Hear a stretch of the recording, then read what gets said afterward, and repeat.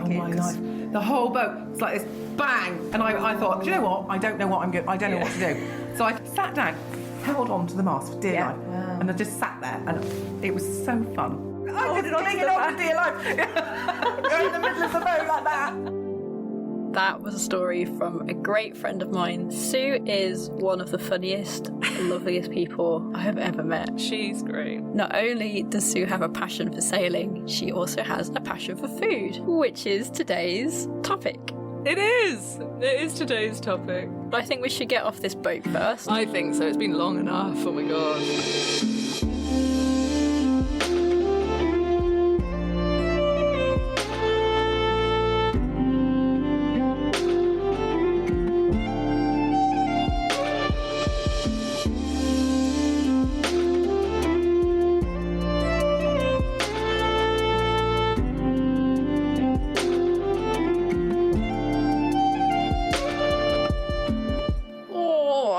So good to get off that bloody boat, Hannah, and stretch our legs in Bristol. We made it, thank God. Yeah, we made it. We sailed past the SS Great Britain not 2 hours ago. She's looking good.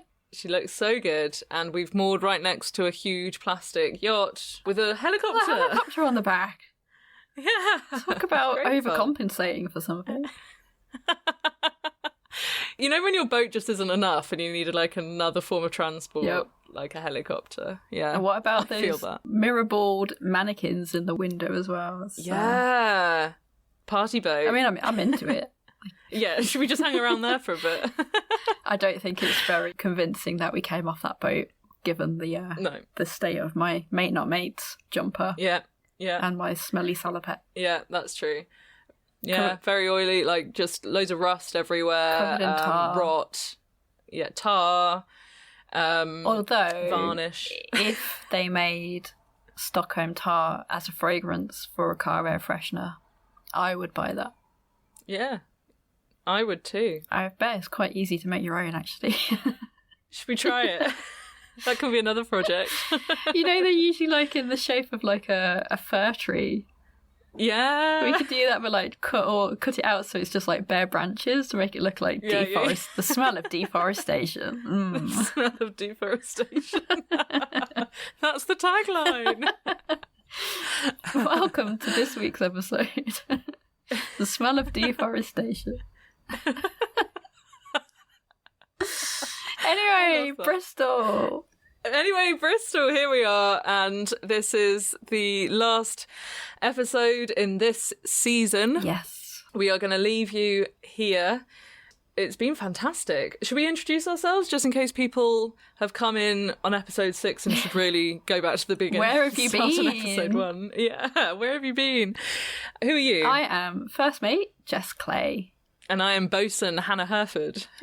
And this is the Off Watch podcast. This is the Off Watch podcast. We've been sailing around mostly the south coast of Britain this season. With various ups and downs. We've met so many people. It's been so much fun. But it's time for Hannah and I to get off the boat for a bit, as regular listeners probably already know. And this is a shit. It is, but we are going back to our civvy lives for a little while, especially over the summer. So it's been a riot. We're looking forward to catching back up again later in the year.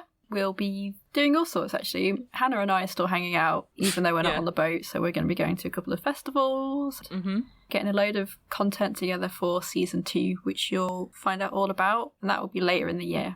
But thanks for everyone for listening so far. It's been amazing. You know, we've had so many people say this is what the industry needed. It's really refreshing to hear people go through the same thing as me. I'm not alone. The people have come up to us and asked us for tips to get onto certain things, and it's been so lovely to be able to help the industry in that way. I think. And all about bringing the community together, because we are a very small niche, I would say, friends. And hopefully a lot of people who've always wanted to sail a tall ship and had no idea where to start. I hope this has been useful for some of you guys as well. I hope it's been enjoyable, and I hope you'll join us again for season 2. But let's talk about episode 6 of season 1. Yes, today, food on board ships. this is quite a big subject. And we were just talking about this before we started recording. I think we'll revisit food in some aspect. We've already got ideas about this for the future. But there's so much to be said about food on board ships, because you're looking at feeding your passengers, but also ultimately your crew.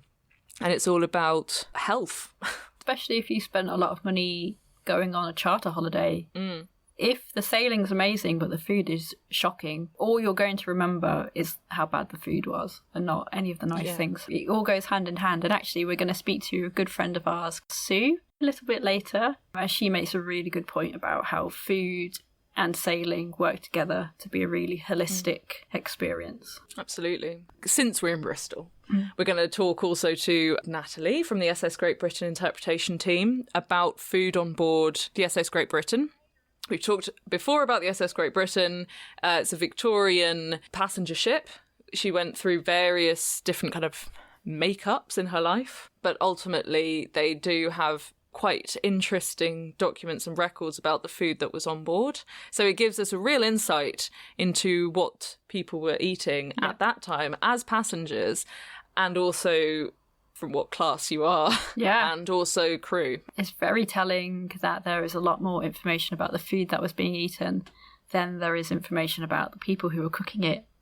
Yeah, I know. Almost weird, next to nothing known about the cooks of the SS Great Britain, which is fascinating. Natalie was a fascinating person to sit and speak to, generous with her time. We really had a good time walking around Great Britain earlier. So, Jess, you've been a cook on board. I have. And a first mate. That was all rolled into one glorious season, wasn't it? You held two hats. And that is not unheard of in this industry, where you have people kind of having an umbrella role, really, across two. You can often have, like, the first mate also doing bosun work, or a bosun also doing deckhand work, that sort of thing. And in your case, you poor thing. It was all of it. It was all of it. So what was your experience like as a cook? And actually, just for listeners, just to clarify, your vessel you did have charter guests. Yes. So it was more that you had to reach like a certain level of food preparation, etc. Yeah. As part of your job. It's been really interesting because I've been on various different vessels in various different roles. Noteworthy instance of that was actually sailing on Pioneer on the East Coast a few years ago, where the guests actually have to sort out their own food, which was really interesting. Ooh. I liked that. I like that, yeah. But I've sailed on Amelie Rose as first mate, and then because it's usually just skipper and mate, or skipper and a couple of crew, so you all kind of muck in. It's been different working on boats like Amelie versus boats like Pilgrim, where the galley is either part of the saloon on Amelie or separate, like a separate galley on Pilgrim and on Irene. Being cook on a boat is not just like a straightforward thing. Like your standing up space sometimes in the galley is about 1 metre square, and then you're surrounded by hot things and sharp things and food all around you. And it's not a stable environment.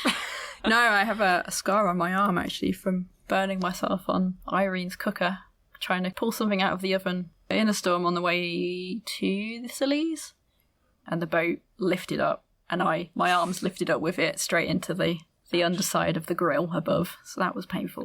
Like slipping over, I've had to work in Pilgrim's galley, and I actually have to clip myself in. Like you can never have the harness at the right length for you. Like you need it long enough for you to reach everything, but then it's so long you may as well just not bother with it. Yeah. Yeah. And it's also been very different boat to boat on how involved other people are in the cooking. So like I say, on Pioneer, the one residential group, they were cooking for themselves. On Irene, for example, the cook is a designated cook. Last year they had a lovely chap called Sam. The year before, it was sort of a rotation of different cooks, me included, but that is your job on Irene. Like you are the cook. You're involved with some of the drills. So if there was an MOB, the cook and the first mate, the cook and the deckhand, I can't really remember now. they'd be the people to jump in the tender to go and recover someone. Yeah. But other than that, your sole job is to prepare food and provision. And then on Pilgrim, the cook wasn't in charge of provisioning, so that made things different as well. On Pilgrim, other members of crew were encouraged to chip in. Yes. I think I should specify my role last year on Pilgrim. I wasn't actually cook, I was galley manager, which is... Yeah. So... which basically meant I was in charge of making sure food was produced to a good standard when it needed to be ready. Whether I did that or whether I oversaw someone else doing that, that was kind of up to me. Although I was right. towards the end of last season, I took on the role more and more myself. As I knew that other members of crew were getting more confident up on deck, I could leave the deck work a bit more. It's interesting about the provisioning thing, because when I was working on Flotilla as first mate, I had to provision for our boat. So basically never more than, let's say, 4 people I've had to provision for. Right. I am so bad at it. I can barely shop for myself, my partner, for a week long, you know, because I just kind of tail off. I don't really care after day 3, you know, like maybe I'll just go to the shops. On a boat, obviously, in some circumstances, that's not going to be the case. So you have to understand how much food is going to be eaten in what amount of time. Yeah. But also, I feel like with provisioning, you need to have an understanding of what you're capable of in the kitchen, in the galley, so that you are in control of the entire thing. That's just my view on it. Yeah, and so many different dietary types to cater for as well. So you could be really, really good at cooking vegetarian food. Pilgrim very kindly sent me to culinary school before the start of last season. Having been vegetarian since I was 14, I've never learnt to cook meat. Yes. So that was sort of a confidence-building competence thing, really, for me. Hopefully, as the traditional sailing industry gets more and more diverse, we're going to have all sorts of different diets to cater for, which is a really interesting challenge. We saw it a little bit last year on Pilgrim, where we had one of our crew members who had a gluten intolerance to the point where you sort of had to prepare their food in a different place as much as possible, and that isn't very possible when, like I say, you've got... I mean, Pilgrim's galley was relatively large. Pilgrim's galley's floor footprint was probably 2 meters square. Yeah. He had little bags that he put his bread in, which then went in the toaster. That kept his bread off the crumbs of other bread. Really? Yeah. So, wow, that's, Or like a nut allergy where people, obviously, before you go on a trip, you have to state your dietary requirement. And it really, you've hit a really good point there. It really does start before the guests even have a look at the boat. We have had it where people have put their dietary requirements on and it's somehow not been filtered through to the person responsible for provisioning. So they show up and then there's nothing for them to eat. We've had it the other way around where people say that they have one sort of dietary requirement and then they're tucking into everybody else's food because it looked more interesting than theirs or it looked nicer or whatever. And actually you can't allow that to happen because it's not like you can just nip out to the shop and repurchase some things. Like once that food is gone, it's gone. And if it's been eaten by the wrong person, what's the person who it was specified supposed to have? So like if it's a buffet situation, you're cooking for 15 people, for example, and the first 2 people go and just load up their plates and don't consider the fact that there's 13 other people behind them to come and eat. So it's difficult. It's really difficult because like if they do that on the first day and you think, oh, you know what, everyone's knackered, everyone's been rushing around, everyone's like doing all these exercises that they're not used to, like pulling up sails and stuff, like people are probably really hungry, so fair enough. But then when it happens the next day and the next day for every meal, it's like, well, we either have to start portioning things out on people's plates and then are being criticised that people are going hungry. Oh my Jesus Christ. Or like, so how do you deal with that situation? So that's another one. So yeah, dealing with people who are eating food that's not specified for them is a real challenge. And then also having people on board who are feeling seasick. Yes. And just don't eat at all. Like that's also big trouble. Because you have to make sure that people are eating, even if they feel like they don't want to. Like if it's been like 2 days and they still haven't had a bite to eat, like you really have to very gently have a word with them and make sure that you're making something for them. Fussy eaters as well. Like we had one guest who we'd make a lovely communal breakfast every morning. And he was an old chap, and he liked things the way he liked things, so he wanted a boiled egg every morning. Okay. But then, like, someone would have to go out of their way to then boil an egg every morning, which doesn't sound like a lot, but when you've been up for 2 hours before everybody else, and you're running around because breakfast is one of the busiest services, I suppose, and then someone's asked for something else. Being first mate as well, I'm preparing the vessel to leave. Yeah, sure. When people are eating, like, it doesn't occur to them that you haven't eaten anything and that you've got other things to get on with at this point. Knowing how to cook is, like, such a small part of being a cook on a boat. Like, there's so many other people skills and organisation skills. Yeah, you have to get creative. You get really creative, yeah. And then, of course, people are just like, oh, I don't want to eat things out of a tin. It's like, well, tough. Yeah. I've always been taught that you should always have tin rations, just because you never know what's going to happen on a boat. Yeah, and absolutely. I'm sure that's not, it's different when you have paying passengers and stuff and you're doing short trips. But even so, I think I've said this, but it is that grey area, really, of what is a boat. You're not a high-end restaurant. We're not camping because we're providing a service. Yes. But it's definitely somewhere in between. And it's interesting how many people don't quite understand that, but also how many people do understand that. Yeah. Like, hats off absolutely to any of the passengers I've ever worked with who were incredibly willing to help or, like, wash up. And you do not get people who do that all the time. No. So that's lovely, and it's much appreciated. Even though it's one of the hardest jobs, if not the hardest job to do on a boat, being a cook, it's also one of the most appreciated jobs, I feel. Yeah, I think that's right, to be honest. Also, the cook has a beautiful responsibility towards making sure everyone's healthy and fit. And you brought up a really good point about seasickness and, people using their bodies in a way that they haven't. So for the first couple of days, maybe they're ravenous. Yeah. I'm always impressed by people who kind of love the nourishment that food brings. It's when your body and your mind, absolutely, is being pushed to such extremes like you are on a boat, in a good way. Yeah. It's about making sure that the crew are healthy. It's the responsibility of the captain to completely understand who is in what state of health and to make sure that they're being looked after. Because as we've already discussed on this podcast, people sometimes are in real states of anxiety, physically hurting, seasickness, all of these elements.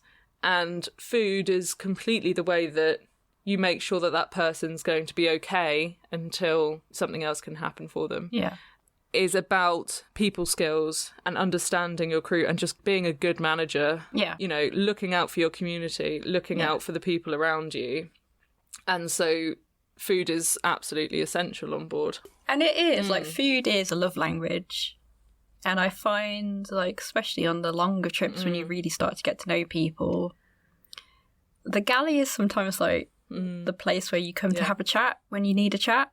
I loved spending time in the galley. Like, it was our place to defrag a little bit and to let off a bit of steam. It's also one of the last places I want to do that if it's really rough and people are, like, in my ear chatting to me when I'm, like, wrestling pots and pans. But it's a love language. And I think if someone has come and confided in you or told you a story, or a lot of our trips have been bucket list items for people. Yeah. Like, they're quite expensive, aren't they? Yeah. And for some people, like, that's the only time they're ever going to get to experience that life. I've had people who have come and told me that this was a bucket list item because they've only got 6 months to live. Wow.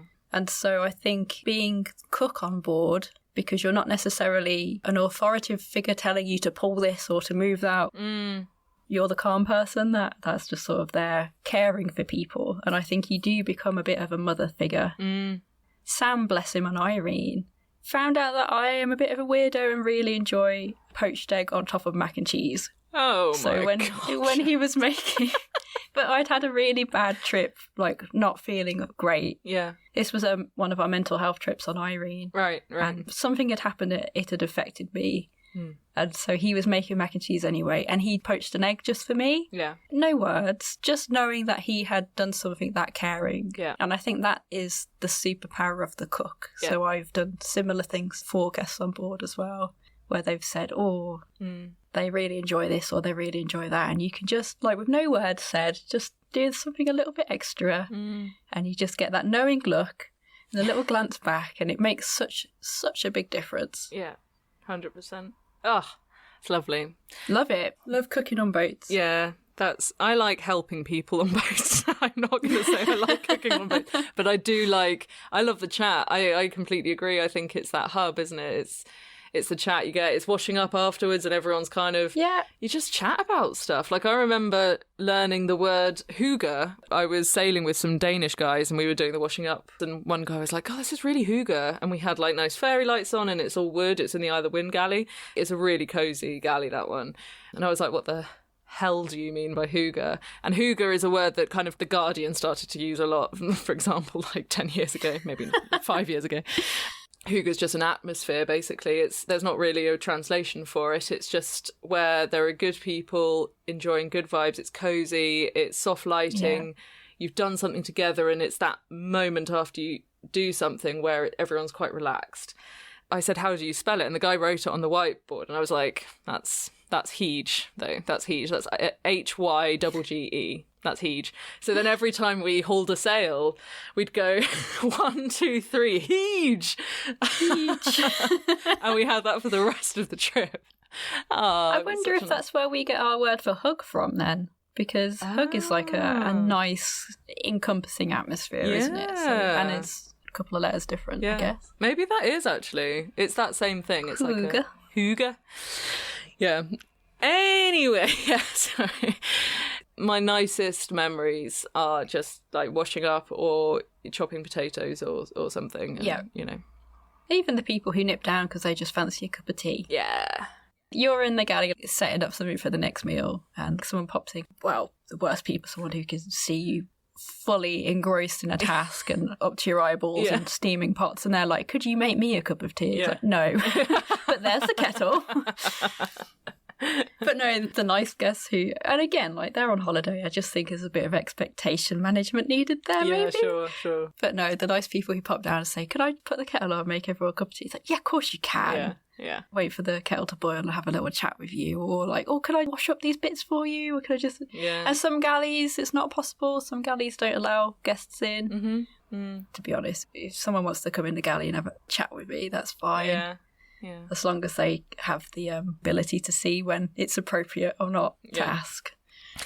But it's lovely as well, like the amount of people who asked for my recipes. Oh, nice. That's nice. I'm no cook. Like I'm no trained chef or anything. And to get a recipe right to the point where someone asks you for it, that's very nice. I liked that. Yeah. And introducing people to new things as well. Like I have a lovely shakshuka recipe. Yeah. That all gets done in one dish in the oven, so it's a really easy boat dish, but it's so good. And people are like, I've never had this before. This is fantastic. So, oh, mate, shakshuka is life. It's so good. There are like elements of cooking that people don't expect on board. People don't realise that you can make your own bread, pancakes, like... Yogurt. Make your own yogurt. Love making my own yogurt. It's magic. So love it. You can do things in the galley. And of course, maybe this leads nicely onto the SS Great Britain things. Of course, people have been cooking in galleys for however long. Let's go for hundreds of years.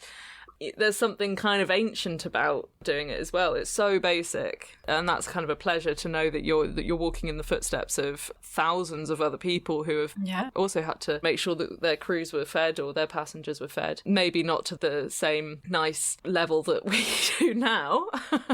It was a bit more about rations and ship's biscuits. Yeah, ship's biscuits and just getting your dose of lime juice. The element's still there. It's making sure that people are fed. We can talk about provisioning a little minute. Provisioning in itself is a full-time job. Yeah, sure. God. Or at least it's a full day job. Yeah. You really do need to set a whole day aside really for getting that sorted out, even if it is planning for a Sainsbury's delivery, like Linda on Pilgrim did the Lord's work last year, getting the dietaries in and then figuring out this, and this. And of course, with Sainsbury's delivery, you've got the whole replacement item issue. Right, yeah. If they're out of stock of one thing, they replace it. Yeah, with something completely inappropriate. Yeah, that's not what you asked And your for. guests are arriving in an hour. What do you do? Talking about provisioning, there are two wonderful women called Shani and Giulia who are developing the FairWinds food network. Giulia has sent us some lovely little sound bites of her opinions and some of the reasons why she cooks and what she loves about cooking. She's currently sailing as cook on board sail cargo vessel Grayhound, which is great. This is Giulia. And this is Shani from the FairWinds Food Network. Thanks, Hannah and Jess, for inviting us. I started ship cooking 5 years ago on board the good ship Hombres from the company Fairtransport. Got more and more passionate, not just about the cooking side of my job, but the provisioning. Got to understand how difficult it could be to provision according to my ethics and values, and understood the need that we have as ship cooks for tools to do it the right way. I started to dream about an interactive map and a platform to facilitate the provisioning process and to bring together the food producers and the ship cooks and sailors to make a bridge between the land and the sea. On my way, I encountered this beautiful soul who is Shani, and we really felt super aligned on our values and vision. For me, it's very similar values as Giulia, and we've connected on the same level. I started from a bit of a different side. I came from the land, provisioning for a shipyard, and how to do that in the most ethical way possible. Because I personally feel that we do have a lot of power in deciding what we eat and where we buy it from, and that makes a positive impact. For me, this provisioning map was just the perfect connection between the food and the land and the sea. When I've now been having some experience provisioning on ships, I've struggled when I've arrived in places I don't know, and I don't know where to buy the best products. And the network would be the answer to that, to be able to find everything in one place and then be able to instigate change in that way. To be able to do that, one of our key points would be to tell the human stories behind producing the food that we eat and to transform them from being just mere consumers to enjoyers. Exactly. Because aware consumers are naturally shifting into a process of enjoyment. I introduced Shani to ship cooking on board Hombres last summer, and we shared the galley duties, and it was lots of fun. Yes. So now Shani is also on the galley side of life. Yep. And realizing actually how difficult it is. Yes. And when you go on bigger ships and when you have more provisioning to do, much larger quantities, how difficult it is to be ethical and stick with your values. At the moment, we are very busy. I'm personally working on Grayhound ventures. Yeah, I'm studying my thesis on supply chains. I'm going to work together with Nudon traders and EcoClipper's ship to Tukker and follow olive oil from its source to its destination. Yeah, I want to tell the story. So we have a full schedule planned for all the summer. So at the moment, this interactive map exists. It is online. We just didn't make it public yet. We are just full on at sea, having not so much connection, not much time to actually kick this project fully as we would like to. We got some people interested in collaborating with us, which is really precious because it's a very ambitious project and we are very aware that to make it happen, you need a whole community for it. And we're looking for support and anyone who's interested in helping. Yes, that's why it was also just nice to pop up into this episode. So yes, it's a mid-long-term project, but it's gonna happen. We are gonna make it happen. For all the galley stories that we would love to share with you, and memories and recipes and ideas and funny stories. And we hope to be back on the Off Watch podcast in the near future. And for now, we just send everybody fair winds and following seas wishes. Ciao, ciao. Ciao. I love that idea. I think that's good because I think it is really hard, especially if you're having new guests on. You have so much to do as well as provisioning. Yeah. So to have those contacts already is really nice. And just to kind of underline the importance of local organic food, especially in countries where there's like plenty of good quality food. Yeah. It should be used.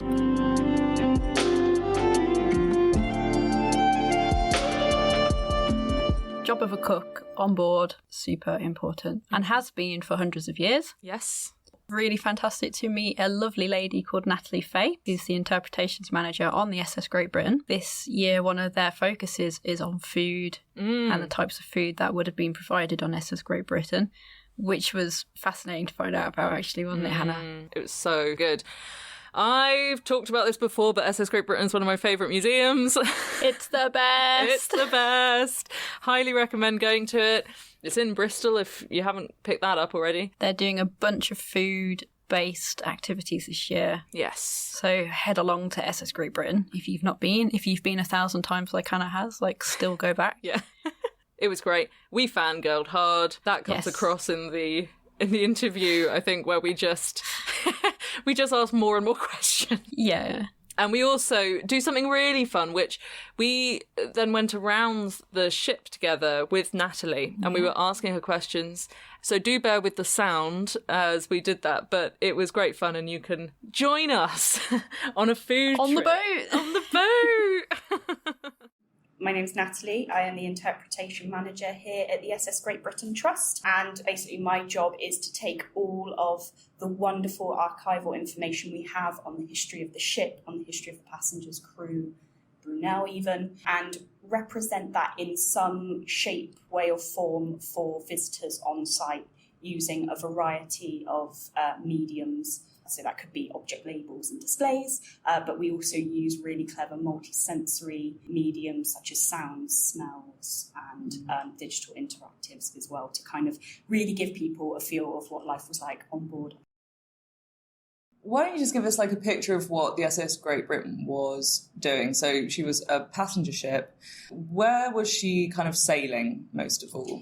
Well, the SS Great Britain had a very long working life, and she actually had a variety of roles during that time. So when she was initially built and launched, she was launched in 1843, and she was a luxury passenger liner going to New York. At this point, she was only carrying first-class passengers and second-class passengers. Right, okay. So 2 classes of passenger. Height of luxury. You could travel to a timetable, in grand comfort and arrive in New York in, on average, 14 days, which was pretty good that is at good. the time. Yeah. Because Brunel saw it as an extension to the railway, didn't he? Absolutely. So, yeah, and at the time she was a revolutionary vessel because she was the first to combine 3 very, very important technologies, that of an iron hull, a ship that was propelled by a propeller, and steam power as well. So, we kind of think of her as like the great-great-grandmother of all modern ships today. Yeah.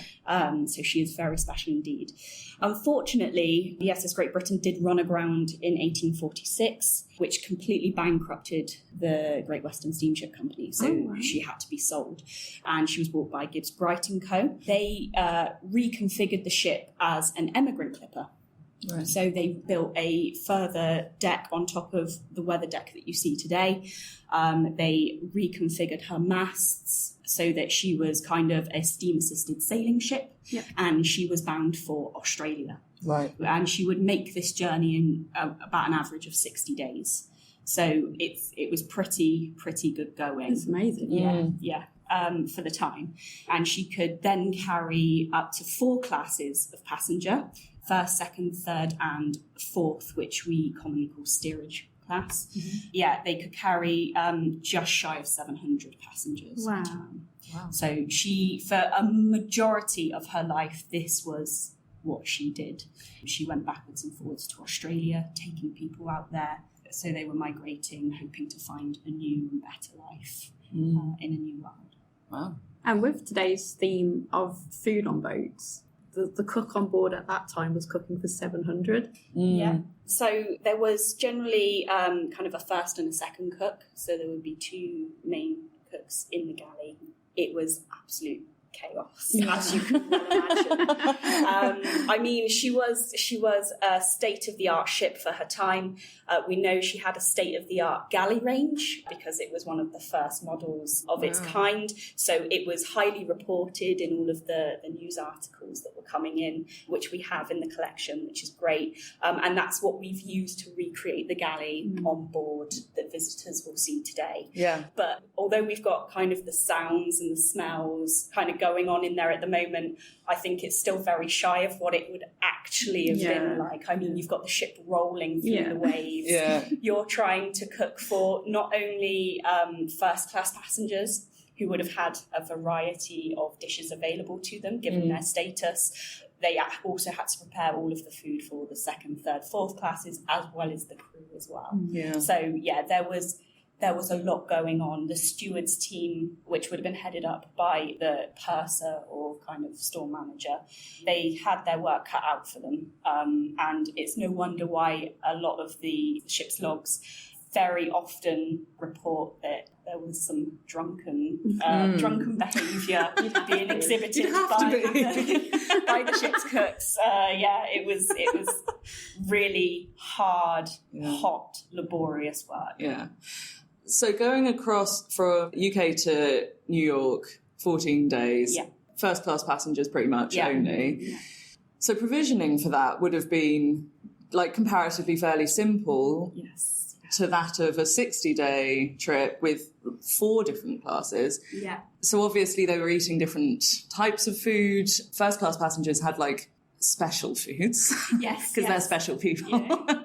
I do have a first class bill of fare here. It's a recreation of a bill of fare from 1861. We've got 2 bills of fare in the collection, one from 1861 and one from 1869. And although it looks like incredible, like the amount of meat dishes, fish, desserts, pastries, puddings, pretty much this is what you're getting every day for 60 days. So while there does look like there's a lot of variety, that variety is maintained. And actually, if you compare the 1861 bill of fare to the 1869 bill of fare, so like 8 years difference, there's not a lot of change in the menu. So you can see that they're kind of, they have the ship's company pay for a certain amount of food, which they know will get a allotted amount of passengers from A to B relatively healthily.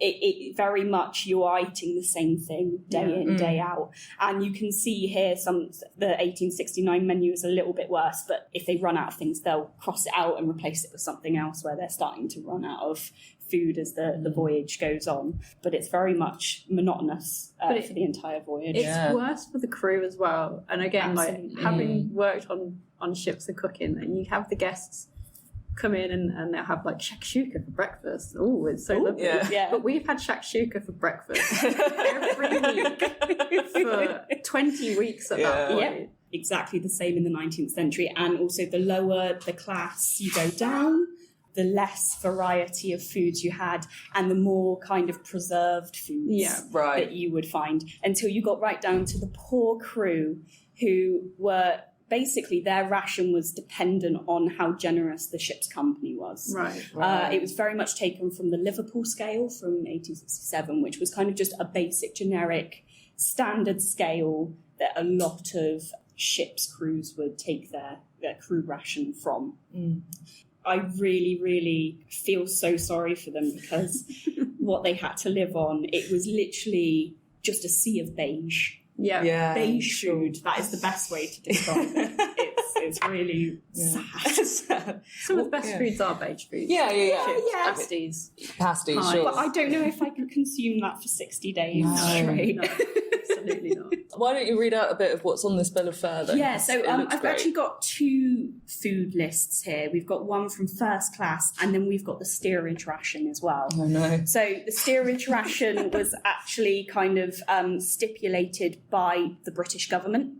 As kind of generic sea travel became more and more popular, they realised that there was no regulation of this. So basically passengers were at the mercy of the ship's companies and how generous they were with buying provisions. So the British government set out in the Passenger Acts a basic standard ration that every ship's company had to provide, or if they couldn't provide it, they had to include one of the allotted replacement rations. Right. It just gives you a really good idea of how different the food was, depending on what ticket you could afford. So the first class, they would, essentially the food on board would rival that of 5-star restaurants on land. Wow. A ship's company could attract business just by advertising what sort of food they are providing. Wow, it was okay. like a really big taker for people who were deciding which ship to go with. That their whole dining arrangement was based on a very popular 19th century way of dining called à la française, where basically all of the dishes are brought out, placed on a table, and then passengers serve themselves. Okay. So it's kind of sectioned out into 3 courses. So you have your starters, which is usually a soup or a fish dish.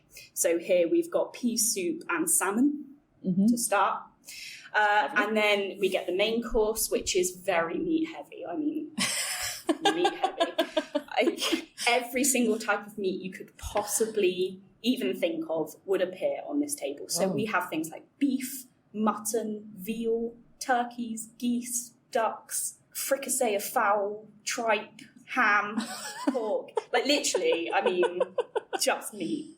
Every type of meat you could. And then it just says vegetables assorted. So you get some veg in there somewhere. Yeah. And then we go on to the 3rd course, which is not dessert. Dessert is kind of, it's almost like, you know, when you go to a restaurant today or you kind of go to a curry house, and when you ask for the bill, they give you those hot towels and a chocolate. Yeah. That's essentially what the dessert course was for people in the 19th century. Okay. So yeah, the 3rd course, you'd start getting some sweet stuff coming in. So things like apple tarts, bread and butter pudding, but you also have things like macaroni and omelette and pancakes. So it's a bit of a weird mix. So heavy. Really heavy. Really That's good. right? exactly what I want to eat at a weekend. And this is just a dinner. This my isn't God. This is not lunch or breakfast. This is just dinner. Oh, God. And then for dessert, they would have, usually it would consist of fruits and nuts. So figs, Thank God. raisins. I mean, you know, Even- you need your fibre. Yeah. Even, you know, your pub classic bar nuts. Oh, great. Bar nuts appear on the menu. Yeah, that's nice. That's nice. I like that. Yeah. So, you know. And then if we go to the other end of the scale, and we look at steerage, poor people in steerage are literally living off of biscuits, ship's biscuits. Yeah. Morning, noon, and night. These people had to eat this stuff. So that was the largest portion of their ration was biscuits, and they would get 3 pounds and 8 ounces, which is roughly about 1.58 kilograms of biscuit. They would get meat, but it would all be what we call salt junk. You may have heard that phrase before. So very, very highly salted, stored in barrel type dried meat. Like, we have a passenger diary where the man writes that the meat was so salty he had to wash it in seawater to make it less salty. I just hate having to wash my food in seawater to make it So salty. you can That's the worst. it just kind of gives you an idea of just how salty this meat was. But yeah, and then we've got raisins, dried peas. We did have a ration of rice, which surprises a lot of people. And then treacle, sugar. You did get a ration of tea or coffee, but it would literally make modern day people weep. Oh, no. I mean, you get 28 grams of coffee to last you a week. 50 grams of tea. That's like... reusing that tea. And that would differ depending on the rising and lowering of prices of commodities like that. Right, sure, okay. Yeah, depending on how expensive they were, which is where substitutions would come in. So they would substitute one or another. I mean, if the sugar prices soared, then you would get a substitution of just extra treacle. Yeah. Great. Because that was the sugar substitute. But the first class bill of fare has brought up quite an interesting comparison as well. The main thing was meat. Yep. So dietaries is a thing now. Yeah. Yeah. I mean, the only thing that every single passenger and crew member would have in terms of something that would keep them healthy, and it was more of a medicinal it had more of a medicinal purpose, was a ration of lime juice. Yes. Which you can probably guess what that was for, which was scurvy, to prevent against scurvy. But again, the ship's company didn't want to fork out for lemons, which were a lot more effective in the prevention of scurvy, because limes were cheaper. We've talked about dinner. Do you have any records of what they ate during the day, like lunch and breakfast? And Absolutely. So again, obviously depending on your class, if you were first class, breakfast was, you could consider it kind of like what you would consider a continental breakfast to be today. So you had your tea and your toast, but you also had cold meats. Sure, always. The love of meat. Yeah, so wide variety of delicious things for breakfast if you were first class. If you were, however, steerage or crew, it would be very basic. It would be tea or coffee. Yeah. If you could tell the difference. Oh, God. There was conversations and discussions, and at one point some of the passengers were seriously considering sending off a sample to Liverpool for testing because they couldn't work out whether it was tea or coffee. And a very stodgy porridge. It had the more maritime nickname Bagoo. You may have heard of it before. That's delicious. Absolutely. It's essentially like a boiled, stodgy porridge. Good. I'm into that. If you were in steerage, you wouldn't get any fresh bread at all. No. Right. Yeah, It was just ship's biscuit. That was the bread consumption. They just replaced it with biscuit. So and then obviously if you were in steerage, you could have as many ship's biscuits as you wanted throughout the day. For lunch, again, it would be things like meat dishes. The only thing that would differ is that if you were first class, you could have between 4 and 5 meals a day. So we do have the first class passenger who gives us a description of the ship's birthday meal. They did actually enjoy on that voyage 5 meals a day. So they'd have breakfast, luncheon, dinner, tea, and then a supper at 9:30 at night when everyone started getting peckish again. Sure. And that would consist of sandwiches and grilled biscuits. Oh, yeah. But I don't actually know what a grilled biscuit is. I'm still trying to work it out. Because I'm definitely sure it's not a grilled ship's biscuit. Right. They wouldn't be eating that in first class. If you were travelling steerage, but you had a bit of money behind you, you were more than welcome to bring additional rations to just beef up what you knew you were going to get as part of your ticket. But that was only if you could afford it. Yeah. And would they have been told ahead of time? So when you went to buy, and how does I've never even thought about that. Did people just show up at the ticket office, or was it letters written and booked in advance? So they would advertise in form of posters. Right. So we've got some, like you'll see some of the replica posters kind of pasted up outside our visitor centre. That was their main form of advertising, particularly when the ship was running as an emigrant clipper. They would have agents in every major city who would essentially be trying to sell people at the time there was this real push from the Australian government to get people out to Australia to help build the economy. So there was something called warrant passages, and essentially the Australian government would pay your passage for you to travel out there. So there were hundreds of these agents employed by the ship's company just trying to persuade people to give up their lives here and move out for hopefully something better. Can you imagine having to make that choice? No. It would have attracted people from in Britain, but from all around the world. Absolutely. So were other cultures catered for at all? So that is a really interesting question. We do have, it's been crossed out here because they ran out of it, but there were more exotic dishes where they used spices like curries. So they did have curries on board, but they didn't always take into account people's cultural beliefs or religious beliefs. Just because of how they had to carry such a limited amount of food, they couldn't always cater for everyone. So they essentially catered for the majority. So when it comes to fresh stuff, yes, it's limited. Very limited. Yeah. So would they stop, especially for the trips to Australia, were they stopping and kind of provisioning as they went as well, or was it all trying to be... No, so it's very rare that the ship would stop between England and Australia. On the very first voyage they did, they underestimated the amount of coal they would need in order to get them there. So they did, on that instance, stop off at the island of St. Helena for emergency refueling purposes, at which point they did bring on crates of really exotic foods, like oranges, guavas, things that a lot of these people had never seen before. Which was really exciting. Obviously, we didn't have refrigeration at this point, so just to highlight that all of the meat that I just listed off, that would all be kept alive on the top deck.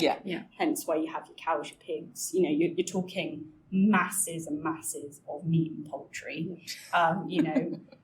500 geese, 300 sheep. I mean, we're not talking small numbers. No. I mean, this has to feed people for 60 days. And of course, you had to then provision feed for the animals. Absolutely. So certain occasions we do have evidence that the ship had an ice house. So that would help to preserve fruit and veg for a certain amount of time, but a lot of the time any fresh fruit and veg would be consumed within the first kind of week or so of the voyage to stop it from spoiling. Or if it was on the verge of spoiling, it would be baked into some of these fruit tarts and things like that. That's not changed. No, I feel like that's, no. But and we have really lovely accounts of people, particularly in steerage class. There's one passenger called Thomas Francis Ferris. He is a Quaker travelling on board, and he is a really hard worker, and he really loves helping the deck crew out with their daily tasks. So on one occasion, he's rewarded with a fresh orange. And it's like his first fresh orange. And it's just really, really lovely. Like, he's so happy that he's been given like in payment, like these ship's orange. A fresh orange. And he describes peeling it and tasting it, and it's just incredible just reading these accounts and just thinking, oh my God, actually, some of these fruits and vegetables people had never seen before. Because they were in St. Helena for up to a week while they were refueling. So they were struggling to find enough fuel to get them to Cape Town, which then they would properly refuel and then head on to Australia. The experiences they were having of, new and exotic food. It's just mind-blowing. Ice, again, is something that we take for granted today, but actually back in the 19th century, it was a luxury. And with the livestock on board, were there any cases of outbreaks of things like disease amongst the birds, for example? Personally, I've never come across any accounts in the ship's logs or any passengers or crew relating any instances of animal disease outbreaks. We obviously do have a few accounts of ill health and disease on board. And there was only one instance where the ship was quarantined for a smallpox outbreak. Wow. She was considered quite a healthy ship for her time. She had a GP on board, didn't she? Did she have a doctor on board? So again, with the Passenger Acts, it's stipulated that across the board, a ship must have a ship surgeon on board for the treatment of passengers and crew whilst they're at sea. So it's really, really important to have that member of the crew. Those in the sick bay, did they have a different diet? Is there any kind of record of them having different provisions separate for anyone who was No, I mean, if someone was quarantined, which could happen if they weren't, it took the surgeon a while to kind of diagnose the potential cause. So we do have a quarantine cabin on board. Then they would usually just be brought meals to their cabin.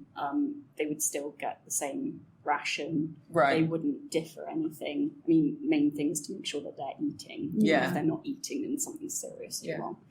I'm going to go back to water. So that was stored on board in barrels, I presume? Yes, so it's stored on board in casks. We know the steerage provision allowed for 21 quarts of water a week, which roughly works out at 6 pints a day. But that is for drinking and washing. Which is why a lot of steerage passengers would not be washing. Especially as they were nearing the equator. Being in an iron-hulled ship. Oh, God, was not particularly comfortable. So a lot of steerage passengers would solely keep their weekly kind of allotted water ration for drinking. They did find it incredibly wasteful if one of their passengers was to use their ration for washing, and we do have one instance where, again, our friend Mr. Thomas Francis Ferris, he decided that it was his ration and he would do what he pleased with it, and he decided he wanted to use his to wash. And he got a lot of stick from the other passengers for using it to wash. The other thing about steerage is that although this is kind of their baseline ration that would come with their ticket price, they had to bring all of their storage containers with them. So they had to bring their bedding, they had to bring forks, they had to bring plates, bowls, cups, and even a water cask to keep their daily water rationing. So, that wasn't provided by the ship's company. If you're first class, everything was provided for you. Can you imagine? Like, when you send out the kit list to people these days on a charter trip? Exactly. Make sure you bring your own fork. And you do see the occurrence of people kind of capitalising on this, and you see the emergence of emigrant guides. These people who would publish these really cheap kind of, if you're going to Australia, this is what I can kind of, suggest you take with you. You'll need like these many sets of clothes, make sure you bring these, utensils. I would suggest this make and not that make. I would suggest you go to this company and not that company. So, this is all kind of, the consumerism of migrating across the world. But I suppose if they're migrating anyway, they're likely to have taken everything they had. That's a good point. Anyway. Yeah, So that's a good point. It's not like now we have to nip out and get X, Y, and Z from the expensive airport. I mean, a lot of these people were literally, it was years and years of savings, life savings that they were putting into this one ticket to potentially make a better life for themselves. So they're gambling everything. Yeah. Can I segue nicely from there onto the people? Yes, I was going to do the same thing. Yes, this is why we do this. Yeah, okay. We have that lovely account from one of the passengers, but what do we know about the people who would have been running the galley and the provisioning and even the serving of food? We actually know very little. Really?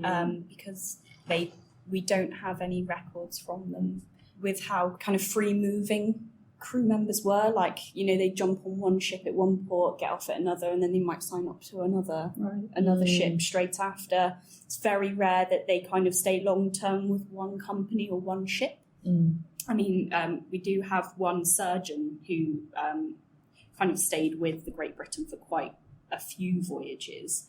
But even then, afterwards, kind of moved on. We do obviously have crew lists. We do have a few kind of character certificates where once they'd kind of finished a voyage, it was essentially like their CV. So like the captain would sign it to say they were of good character, they'd served well, and that would then get them a new position with another company or another ship. But we don't currently... I mean, it may be out there and we just haven't found it yet. We currently do not, apart from the ship's surgeon and one of the pursers, we don't have any crew accounts. Oh, wow. Oh, God.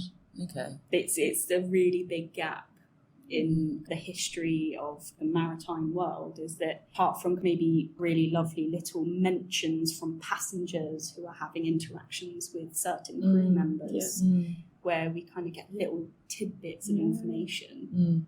We don't have very much information, like first-hand account information from these crew members. What was the diversity like on board? Is there kind of any record of diversity apart from gender? Yeah. There very much is. We do know that a huge amount of the passengers and crew on board were from very diverse backgrounds. We are finding out more and more as our research kind of grows. Sometimes it's really difficult because certain things aren't mentioned, and obviously a lot of the accounts that we have are from privileged, wealthy, educated white people.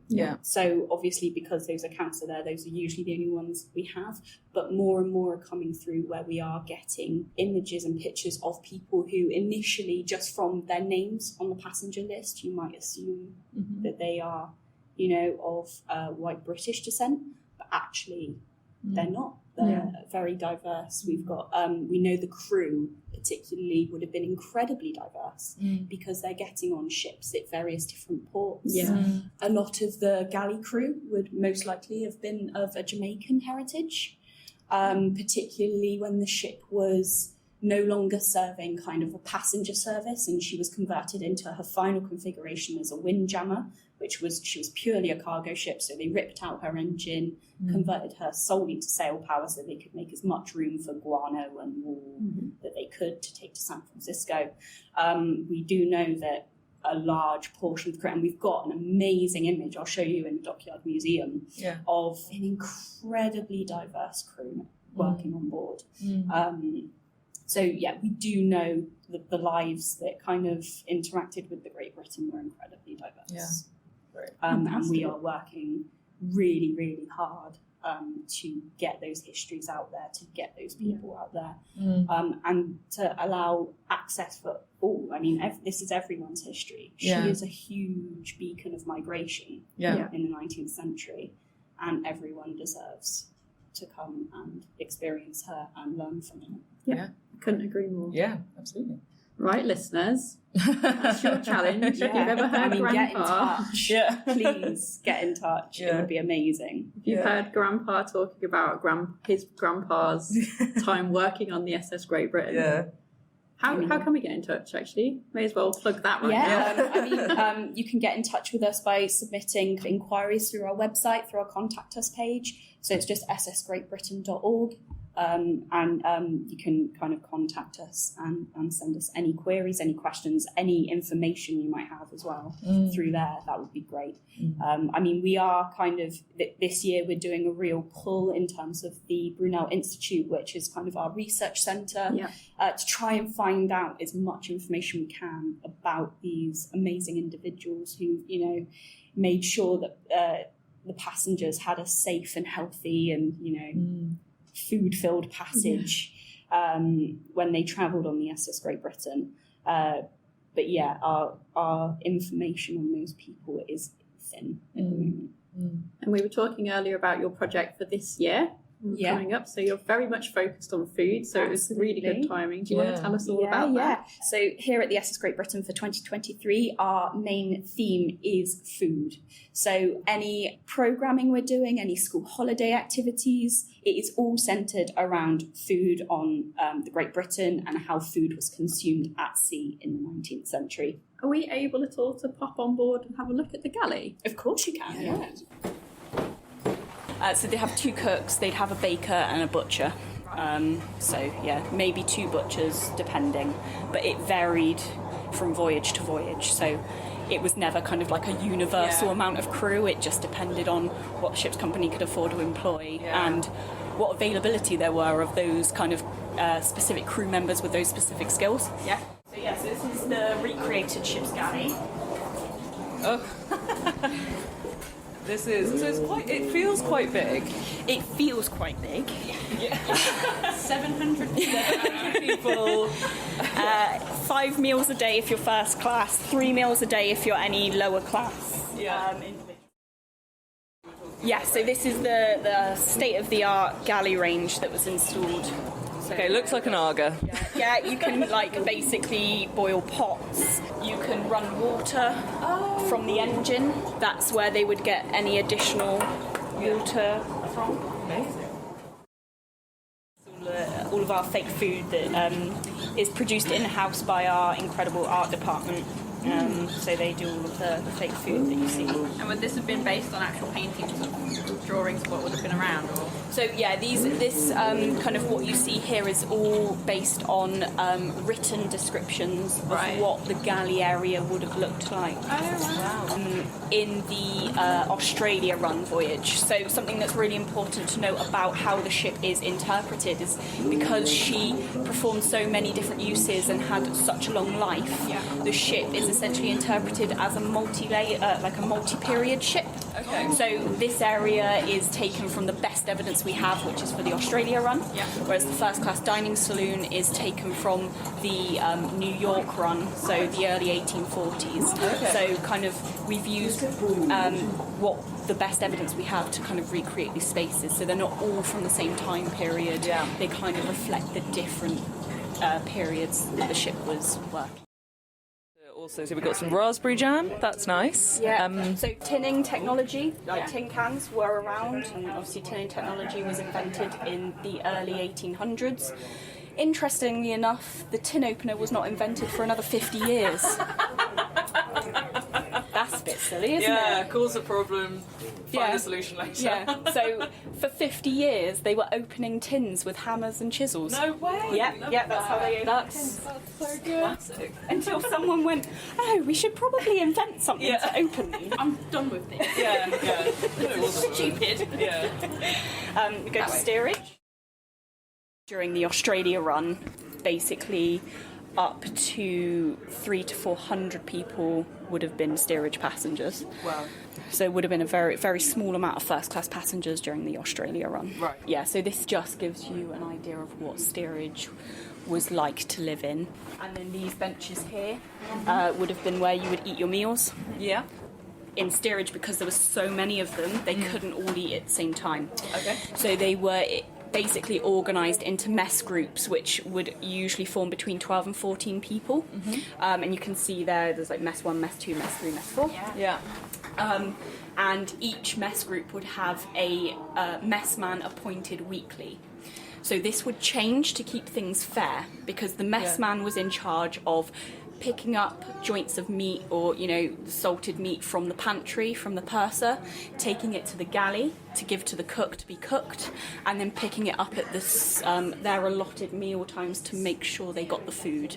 And then they would be in charge of divvying out fairly to the rest of their mess group. You want to do that because obviously it changes every week. So if you've been really unfair and you might have a crush on one of your fellow passengers and, you give a little bit more and someone else a little bit less, when it's that person's time to be messman, they might hold a grudge. So it was just a way of keeping it fair, divvy it out. Yeah. With the table service of first class, were they their own servants, or...? No, they were stewards employed by the ship's company. Right, okay. So it'd be about 12 stewards.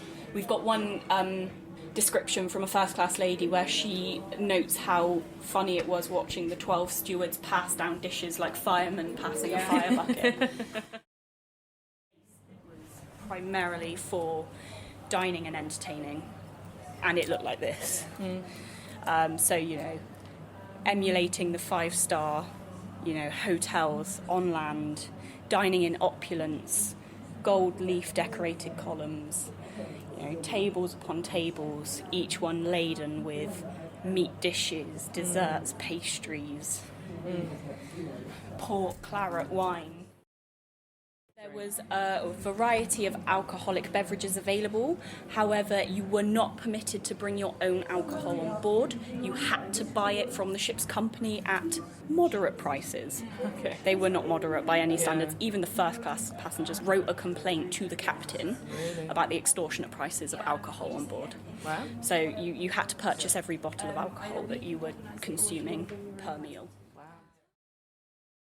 Over the last few years, we've got a lot more evidence about the New York runs. Yeah. So the New York run, because it was the first run and it was only a very short period of the ship's working life, up until very recently we didn't have very much information about it other than passenger lists.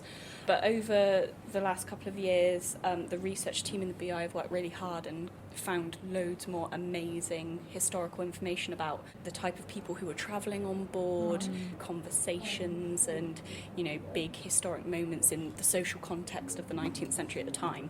So we recently refitted this space to reflect those conversations. So you can literally eavesdrop on different conversations if you walk past doors, as though because these historically would have been one of the most expensive cabins on board because it opened out into the main dining room. Right. So we've set it up like these very rich couples or groups of people are getting ready for dinner in their cabins, and you're eavesdropping on personal private conversations that they're having before they come out for the dinner service. So all of the portraits above the doors are really important naval maritime heroes. So we have John Franklin there, we have Captain Cook, we have Sir Francis Drake over in the corner, we've got the Duke of Wellington, we've got Nelson's Nelson. there, yeah. So Matthew Flinders as well. We don't actually know why they chose to put these men above the doors, other than you're dining in opulence on the great ocean, so why not dine in the presence of these great naval maritime heroes? Sure. And you can say you're in the Nelson suite as well. Yeah. Could, very much be kind of like an early form of, naming a suite or something like that. But that's kind of the only, just thinking about 19th century social context of kind of, the upper classes. That's kind of what we think was the thinking behind it. It's just, it's all over the top. It's all very grand. Yeah. It's kind of replicating kind of the grand hotel dining halls that you would get on land, with all those really grand portraits of the royal family and things like that. Yeah. So we think this is kind of that in miniature form, but with a very maritime themed feel. And we've obviously got the benches, which I think I've seen work quite a few times. Shall we go? So at the moment, you could sit down on the bench and rest your back towards the table, looking to the centre of the room. Jess, if you would, you can move the back and it becomes a bench facing the tables. So that's how you eat. And I'd imagine that was for entertainment. Yeah. So it's essentially a space-saving design, really, really amazing design that allowed first-class passengers to sit at the dining table to enjoy their dinner, and then obviously, according to dining à la française, once you finish the food, you would then go into your evening entertainment. So that meant once all of the dishes had been cleared away, these could be moved back, and then people could face inward to enjoy dances, charades, mock trials, concerts, whatever they decided to put on. Mock trials? Mock trials. They were a thing. True crime. Yeah, So Absolutely. I mean, 19th century people also enjoyed true crime, and they enjoyed enacting kind of very current states of affairs during the 19th century. So mock trials are a really incredible form of entertainment that obviously no longer exists. But essentially what would happen is there would be a really hot topic at the time. It could be that two fellow passengers have had a disagreement, and in order to kind of, put things to bed or, put the world to rights, they would essentially enact a trial, and the fellow passengers would hear both sides of the argument and then agree on a verdict. Oh my gosh. So I am an anachronism, and I actually am a Victorian lady who is desperate to be on the jury of an SS Great Britain mock trial. This is amazing. You'd have all sorts of trials. I mean, we do have one really well documented one that involved a passenger of Caribbean descent. His name was William Jones. He was travelling in steerage, but he was a barber, but also a very eloquent poet. And he would be allowed to cross class lines to ply his trade. So he would be able to come into first and second class and kind of, attend the gentlemen and shave their beards, cut their hair, things like that. He became really well liked during his voyage, and one of the second class passengers recounts a mock trial he was involved in, where they were actually prosecuting President Jefferson Davis of the southern states, because obviously this is the time of the American Civil War. This was a huge topic. They decided that they were going to try the president of the southern states of America for upholding slavery. Wow. And they asked William Jones to form part of the prosecution. And he was so charismatic and so passionate in his delivery of the prosecution speech that they actually found Jefferson Davis guilty, and they hung an effigy of him off the ship. Christ. So they sentenced him to death. And rightly so. And rightly so. Rightly so. That's amazing. Yeah. Wow. So interesting. And that would have been here in this... Not in this space. Okay. Steerage passengers also liked doing their own mock trials, so that would have happened in the steerage quarters. But it kind of caused quite a stir among all classes of passenger aboard the ship. First class and second class passengers, if they wished to, could go down to steerage. Yeah. But steerage couldn't cross first class lines. So the only time steerage and third class passengers were allowed to cross class lines was for religious services. Oh, right. Because they would have different denominations worshipping in different areas of the ship. So if your denomination service was held in here and you were steerage class, you would be permitted to come into this room to worship and hear Sunday service.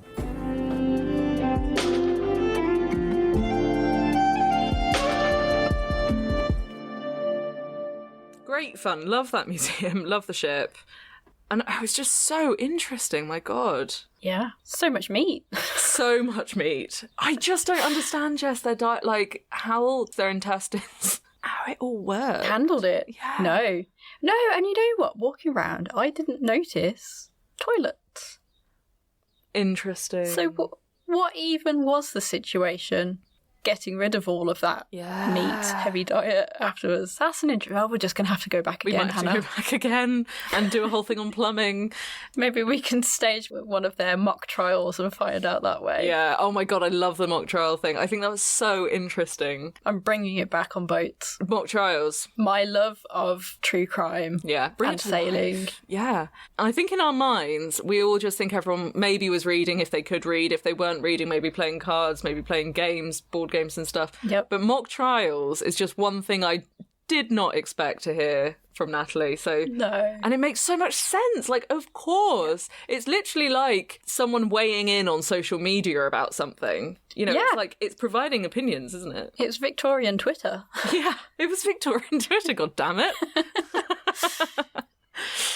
I think it's about time we get the train up to Gloucester. Yeah. And go and have a proper chat with Sue. Lovely, yes. What do you reckon? Lovely. On Sula. Yeah, Lightship Sula. Lightship Sula. So this is a really interesting vessel. Picture, if you will, a lighthouse on a ship. They were used for navigation.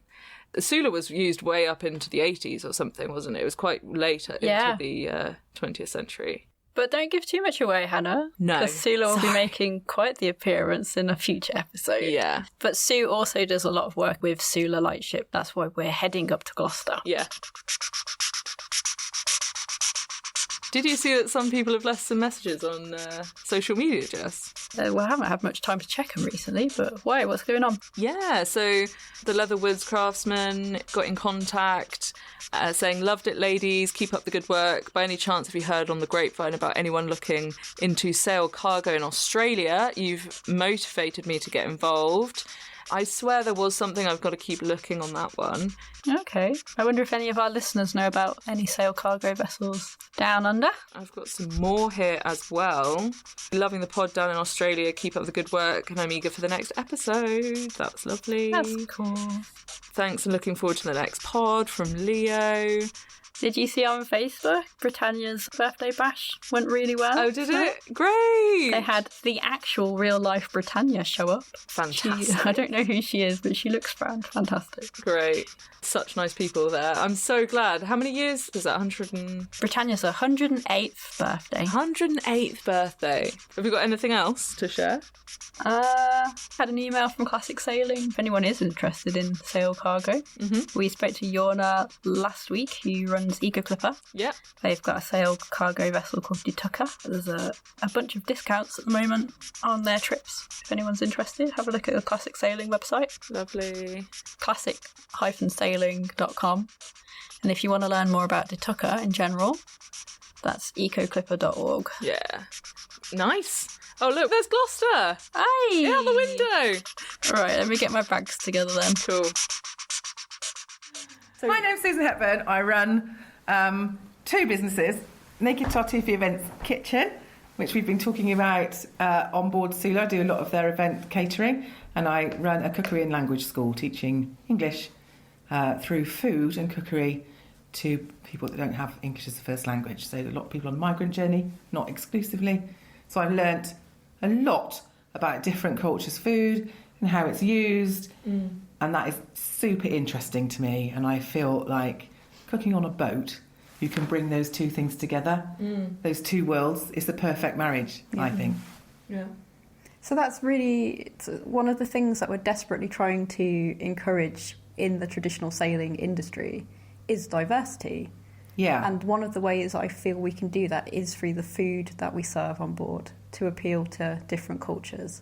Yeah. So I think the easiest way to do that, I mean, let's take it right back to basics. Try and do as much vegetarian food as you can, because then you don't have to worry about things being halal, all that kind of stuff, you know. You just stick to vegetarian food. It's really, and it's so, there's so much variety. Yeah. I mean, and the vegans, you know, you can do a really good dal, which is perfect if the weather isn't really great. You know, that's vegan with coconut milk in it, and it's super cheap, and you can prep it well in advance. It's just amazing. And things like that, that the audience that you're trying to reach that isn't necessarily accessing traditional sailing at the moment, that's another step towards making them feel more comfortable and coming on board in an environment they might not be familiar with. Yes. And that's what you're trying to do, isn't it, really? Completely. We're trying to make everybody feel welcome and happy. And the way that you can do that is a surefire way is through food. Yes. But you have to make sure that you are serving appropriate food for your audience. It's no good. And actually, you know, bringing different food in for just a more traditional audience is really interesting, because that's what I've found here. People come here and come to the Lightship, and I'm not sure what they're expecting, but it's definitely not pork pies, and I don't serve that kind of food. You know, I do a lot of different cultures. So it's being brave and being adventurous and making your people feel comfortable in both ways, and then slightly uncomfortable in the way that they might not have tasted things, and pushing their boundaries a little bit in the more traditional way. But I think a boat is the perfect place to do that, because so many people, even if they have sailed on yachts and stuff, they're so far out of their comfort zone already, just being on a tall ship environment. Yeah. It's the perfect place, really, to push it. Well, in for a penny, in for a pound. Yeah. You know, I think I was terrified on Pilgrim often, but just kept going. So talk to us about Pilgrim, because you're a unicorn in that you are very into food, and you love boats. I do love boats. Where's that love come from? I've got absolutely no idea. I'll be honest. Well, I lived in Italy for a long time, and we were quite near the Med, so we spent a lot of time down there, and I did a small introduction to sailing course, which, you know, I can't say that I came out of that knowing how to move a boat. I can't. No. I mostly sat drinking wine with the captain, making frittatas, having a lovely time. Yeah. You know, and I thought, this is great, you know. This is great, this is what I want to do. And then life took a different turn, and I haven't been able to do that yet. So this is my closest thing, and then I'm going to move back into tall ships and yachts and try and do some cooking when my children are a bit older. I can leave them for a bit longer. Yeah. So, yeah, that's probably where it came from. And the whole sense of adventure that we've had, I was very lucky. I was married to somebody that had the same adventurous spirit as me, and we travelled the world, and I want to carry that on. And Pilgrim was a big part of that, because I thought, right, what can I do? You know, what can I do to keep this going? And I saw the advert for crew on Pilgrim, so I just sent them an email and went down and had a blast. Yeah. And met the lovely Jess. At Pole Ruin. At Pole Ruin. Well, it was just amazing. It really was. I've never been on a tall ship. Yeah. Well, I did get married on the SS Great Britain, but it's, you know, in dry docks. Oh, wow. You know. Just a small tall ship. Yeah, but I'd never been actually, you know, one that's moving and active, and it was just so wonderful. And the first day we went and took the boat from Pole Ruin to Foy. Is that what we did? Anyway, we were motoring, but it was my late husband's birthday, and there were dolphins, and it was just magical. And I thought, right, this is the way forward. This is what I'm going to do, and I've been trying to do it ever since. And Jess has just put me in touch with the liner that you were on, so we're very excited to meet, think about what we can do with my cookery school and my cooking on boats, and how my little worlds have somehow managed to combine. It's incredible, you know. Yeah, so the only reason I stopped sailing on Pilgrim is just because I had other stuff going on here and had to focus on my businesses, and I really miss it, and I really want to carry on, you know. Not necessarily on Pilgrim, any boat will Yes. do, you know. So, yeah. What was your initial reaction or initial feeling to cooking for it is a large number of people, including crew. Yeah. So giving them like a healthy diet, but in a small space. That's fine. That's fine, yeah. So I, in my life, have travelled across Canada with my 4 children, my husband and a dog, in a 23-foot camper van, and cooked in that all the time. My house in Italy didn't have a kitchen or electricity, really, for about 3 years. Oh. Well, when we first had a tiny 2-ring boiler like that. Oh, God. And a sink and everything, and a wood-burning oven.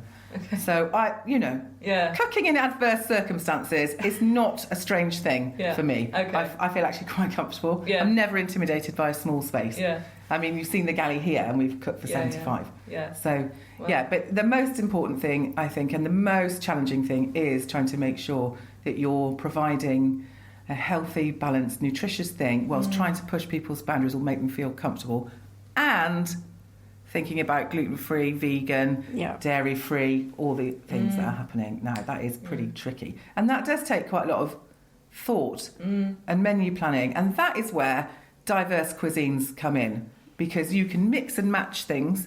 The more you delve into other countries' food, the more you learn. And you can see there are huge crossovers, you know. There's a lot more in common in the food world than people think. So it's easy to cherry pick things from different countries and put them together in a way that you wouldn't necessarily do. And I've only been able to do that because of my work with refugees and all my travelling. Yeah. So it's just a different approach, I think. So the trend now for everyone to need a different diet, it seems to be a relatively new thing. Have you noticed in the time you've been cooking that that's changed? Yes. And in different places around the world? Yeah. Don't have that when I'm cooking with my my learners who have, English isn't their first language. There is never, apart from obviously if you're Muslim, halal stuff, there is nobody ever says anything about allergies, and I don't know why that is. It just doesn't come up. So, and I have 9 nationalities in my class, so nobody, we've got fantastic Latin American learners who are teaching me really cool things like tortillas and little pupusas and stuff like that. It's so interesting. Things I've never eaten before or tried. And a Nigerian lady who we made catfish. We made this catfish dish, which was very interesting. So we're eating all this stuff, and no one ever says I can't have that because I'm gluten intolerant. So it's pretty much, you would say, only religious reasons maybe why someone wouldn't eat a specific food. I mean, obviously people have preferences, but then that's a different thing. You can't really. So interestingly, so this is pretty much, would you say, a Western thing? Without doubt. Right. And I don't mean to be offensive, any listeners. No, it's definitely a Western and quite privileged thing. Yes, in my opinion. And do you think our bodies have literally changed because of what we've been eating, which makes us intolerant or allergic, or do you think we've just it's almost a mental shift? It's both. I think it's both. Shift. I think. I mean, the heavy industrialised food that is processed heavily, has definitely had an impact and has made people ill, and that has then created space for more exploration. But it's also created space for trends to move in. So it's not to dismiss people that have actual genuine intolerances, because that's really serious. But if it's just a trend and someone's trying to be all, cool with it and faddy, then that's a different thing. And there's been a space allowed for that to happen. Well, I mean, one of the trips, because I was cooking on Pilgrim quite a lot last year, and one of the trips we had, I think out of the 11 guests and crew on board, I don't think it was a full boat, there was 9 different requirements. Oh, that is crazy. That's crazy, yeah. And I don't think necessarily people think that you are cooking for that many people in a small space. I don't think anyone's thinking, actually, there is one person that has to cook all this, But I mean, I'm a vegetarian. There's absolutely tons of choice in the vegetarian world. You don't have to have meat. You just don't. And that, in fact, you shouldn't really be having much meat anyway, just for environmental reasons. Yeah, sure. You know? Yeah. So, yeah, I mean, Indian food, primarily, you know, there's so much vegetarian stuff, and it's so good. It doesn't have to be, like, fiery hot. In fact, lots of Indian food isn't, you know? It's just a lovely base layering of flavours, and it's aromatic and very healthy. And a lot of Mediterranean countries as well, they're predominantly vegetarian meals because the vegetables are so beautiful. That's right, yes. So that's I mean, you know, a tomato, for example, in Italy, that is a meal in itself. You know, a perfectly gorgeous sun-ripe tomato, just thinly sliced, bit of olive oil, salt and pepper. You can't beat that. Yeah. You know, and that is all you need. That's a really good lunch. Throw a few basil leaves on it if you want. Yeah. And if you're not gluten-free, you know, throw it on some bread and have bruschetta. Yeah. You know, that's easy. But you can, I mean, you can just do that, like roast pumpkin, you know, do that, you know, mash it up with some sage, bit of cracked black pepper, put that on. So bruschettas are really easy if you're not gluten-free, you know.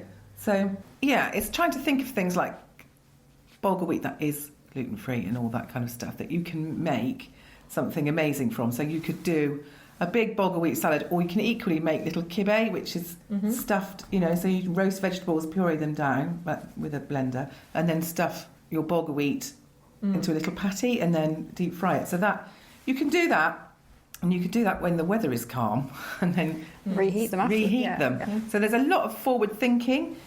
What you can do when you've got time, you have to go hell for leather and do it. Yeah. You know, and that's, I suppose, there's another thing about sailing is fresh food in the UK. Yeah, you're not going to get really proper nice tomatoes or specific vegetables. But anyway, sailing, a lot of it is, you know, it's not always going to be fresh depending on how long you're at sea or how long you have in a port provision for. So I suppose that changes your cooking on board as well. I mean, is that something you kind of try to get through the fresh food first for the, you know, as long as... Or use your fresh food in a different way. So start to preserve it, things like, you know, like slow roasting those tomatoes. You can then get crappy British tomatoes, you know, throw them in the oven for an hour and they caramelise, and then you use them in the same way, and it intensifies their flavour. You know, and then you can put them in a jar with olive oil and you can have that for breakfast in an omelette. You know, it's things like that.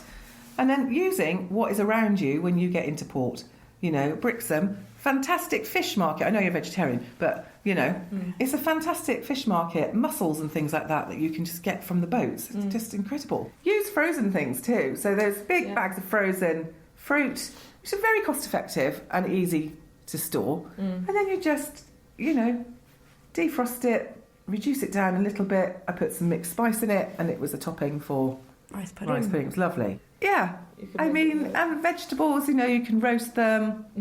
I just did like lots of pita breads and things like that, and I always have big bags of, keep saying this, bulgur wheat and couscous and frika, which is delicious, also gluten-free, you know. It's like a very young green wheat, and it's got a very smoky, nutty flavour. Lovely, Yeah, and you can, you know, that's really good with fish. And, You remind me of, never actually met her, but Giulia, who also listens to the podcast. Hi, Giulia. Hi, Giulia. She is a cook on different sail cargo vessels. Rolling Galley. Rolling Galley. Yes, I follow her. Yeah. So her and a friend are going to start up like a network for cooks on board vessels. And they want to like document where people can buy good fresh food in different ports around the world. That is a genius idea. Yeah, because I'd imagine again, like you have limited time. You're in a new port, and you just go to Aldi or whatever the equivalent is. Yeah. You know, and there's kind of you might not have the time or the energy, and that's fine to find somewhere. That's totally fine. Yeah. But I suppose it's that. You know, and fishing again is such a classic. You know, it's kind of what's around you, what country are you in, what's there that's maybe slightly cheaper because it's local, more local. you know, and kind of incorporating that into your menus, not just going, okay, it's going to be steak and ale pie because that's what we had a week ago and that's what we know, but we're now in Spain. Yeah. You know, and that's not appropriate. Is no, it? exactly. Yeah. You know, yeah. and that's not a good experience to give your guests either, because people want to travel because they like new experiences. If you're on a boat in a different place in Spain or the south of France, you do not want to be eating steak and ale pie. No. Probably. No. You know, you want to be having, you know, a gorgeous fish stew or what else, you know, something really local to that area. Of course you do. You know, Yeah. that's the whole point of it. Yeah. So, Yeah. I would say then, in provisioning, you need to have a really good stockpile of basic ingredients, including a hefty load of herbs and spices. Right. Because you can transform anything with that. And don't just go for, like, you know, oregano. Go for some things like Persian dried limes that you can throw, you know.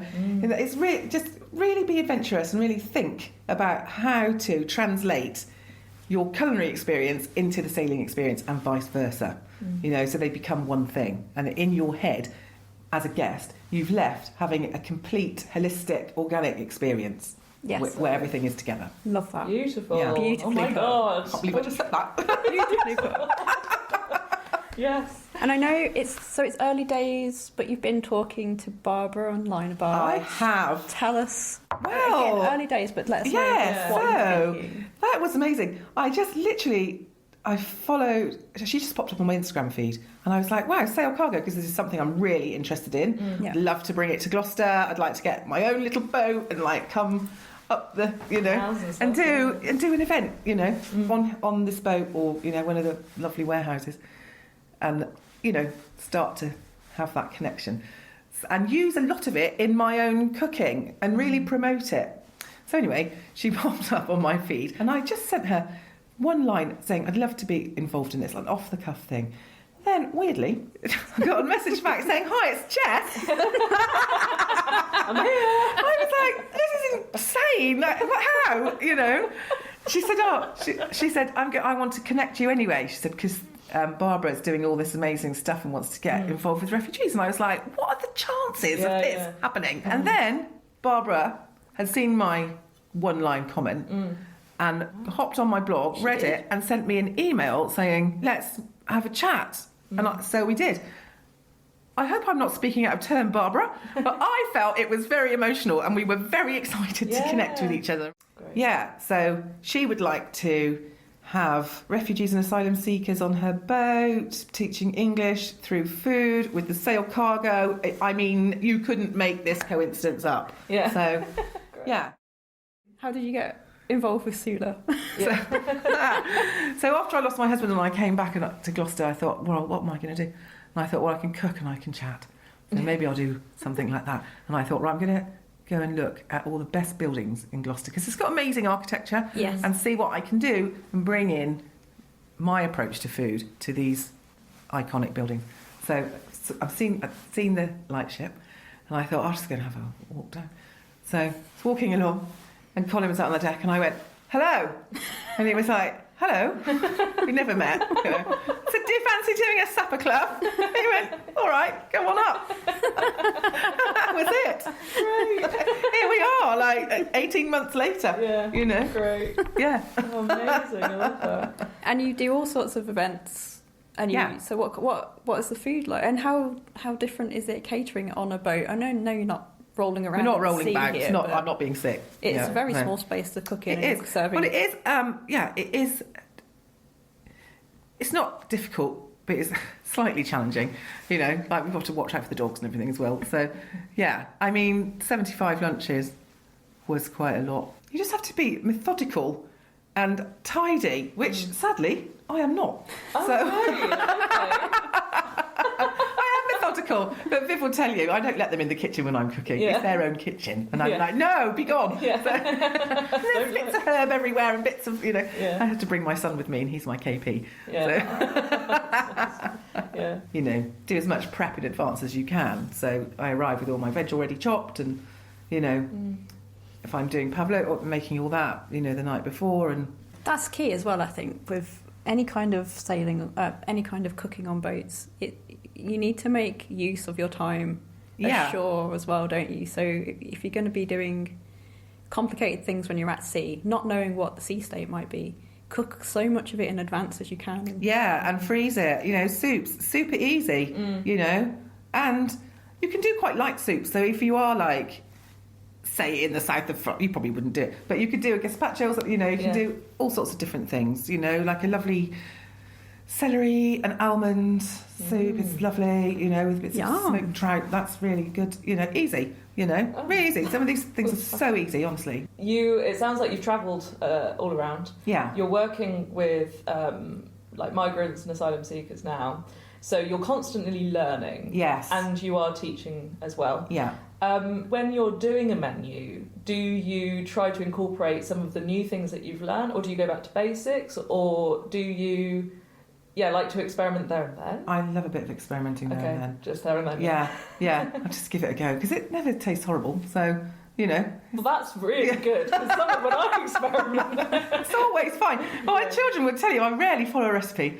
You know, I just think, once you've got that base knowledge, there it is forever, you know, and you can just go with it, can't you? I mean, you did it on Pilgrim all the time. And so many other boats. Yeah. I do put menus together and think about where I am, and is that what you asked me? I can't remember the question. Like how do you put your menus together, but also like do you use stuff that you've recently learned about? Oh yeah, I do. Yeah. Because that's fresh in my head. Right. And I'm excited about it. Right. You know. So I'm Great. I mean, I might not do catfish. Okay. Again, but but that was exciting. It was actually delicious. Yeah. But I did a really good one, and I might try this on a boat because it's mackerel. So I've got an amazing learner from Nigeria, and she's a very good cook, and that's the thing as well. A lot of my learners are excellent cooks, and we did this Nigerian banquet. So in my classes, what happens is that we all come together, we cook a dish from each person's country, because they might not have eaten their own food since they've been in Britain, and they often live in hotels, so they can't even access cooking facilities or sit together and eat. And a lot of them, you know, I've got a couple of Pakistani ladies in their 60s, and their role was a proper matriarchal role, and they cooked all the time for their family. That was their, and you know, they've not even been able to chop a vegetable. So it's very emotional, you know. It's their purpose in life at that point, isn't it? And it's their identity. Yeah, it is. Yeah. So I mean, we don't just do English. It's visibility, it's connection, it's you know, breaking down isolation and creating connections. You know, it's huge. So anyway, back to the Nigerian chef. We did this Nigerian banquet. Mackerel in peanut butter sauce. Ooh, now, that's alarming, isn't it? I think lots of my learners were like, what? I was like, keep an open mind. And it was one of the nicest things I've ever eaten in my life. Really? It was delicious, you know. Well, I can picture that, though, because I really like satay. Yes. And so anything with satay sauce. Yeah. And that's what I'm picturing. But then that is more familiar, isn't it, with like vegetables or chicken. You know, I lived in Malaysia for ages and ate loads of satay. You know, I wouldn't necessarily have put it with mackerel, but you know, it really, really works. And this is the beauty of food, isn't it? There you are with a whole new adventure in front of you on your plate. So. Yeah, amazing. Yeah. What's your favourite cuisine, though? Or is that a terrible question? That's a terrible question. I just like anything Mediterranean, and I love Indian. You know. Right. Yeah. But I really like fresh, simple food. None of my food is faffy. It's just got lots of vibrant things in it. So your food's so colourful. Yeah, I feel like you eat with your eyes as much as anything. If you, listeners, do go and follow Sue on Instagram, and just one, because she's just the best person in the world, but two, just to see like the pictures of food Sue posts are so colourful and happy. Very kind. That's nice. Yeah. Well, I think that is food. It's a joy, you know, and you make it with love, and you want people to eat it and know that you've made it with love, because that's what better gift is there, really? Yeah. You know. And not only are you interested in boats and love food, you also have a podcast, Sue. Oh, I don't, because I haven't done that for years now, and it's I am going to reinstate that, because I've been doing a lot of writing about food and community and my previous life in Italy, and I would like to reinstate my podcast talking to people who are building a community thing around food. You know, so we've got this amazing place in Stroud called the Long Table, which is pay as you can. You know, so I want to interview him. I'm doing a community bread oven project. You know, I'm going to talk about that. Anything that brings people together in new and exciting ways, I want to go and chat to them. Oh, so lovely. I'm going to do that. Oh, that was so good to speak to Sue. Back on a train again, Jess. That's all right. At least we're going home this time. Yay! It's time to go home properly for a few months. But season 2 is already set to be a super interesting one. Like we've said previously, we're doing a lot of work on the Rewriting Women into Maritime History project. Yeah. We've got a lot of very interesting women to speak to and a lot of really cool episodes planned. I'm actually really excited about season 2. What are you most looking forward to in your time back home, Hannah? Soft bed. Soft bed? That's Yeah. it. What about you? I didn't even think of that. I know. You get used to the straw after a while. Yeah, the coils of rope, yeah. I can't wait to have a duvet that isn't made out of sails. Yeah. I mean, they're itchy, but I guess when you're that tired, you'll sleep in and through everything. Yeah. What are you looking forward to, Jess? I am looking forward to seeing some green things. It's a bit of a throwback to episode 1, where we're talking about blue health with Rebecca Sykes and saying, like, after she's been on a boat for a while, she's looking forward to some green health. Yeah. So I'm looking forward to seeing some Cornish countryside again. Great. Yep. God, we're coming up to Exeter already. I've got to get ready to get off. Anyway, I've got to go. For those of you who join us on this podcast every other week or so, don't worry. We will be back for a season 2 at some point in the summer. Yep. We will be sharing some more bits and bobs in between now and then. We've got some, what we think, some really interesting extra bits of information to share that didn't quite make it into each episode, including bloopers. Bad Avril Lavigne songs. Yeah, exactly. Talk about The Mandalorian. Do love The Mandalorian. Anyway, I've got to go, Jess. Bye, everyone. Have a good summer. Bye, Hannah. Bye, Jess. Take care, Mrs. Okay. That's it for season 1. I hope you've all really enjoyed it. Do carry on following us on social media. We are at OffWatchPod on Facebook, Instagram, and YouTube. Our website is offwatchpodcast.co.uk, and you can find us on all good podcast apps. But yeah, that's it for me as well. I'm going to carry on reading my book now. Take care, everyone. Fair winds.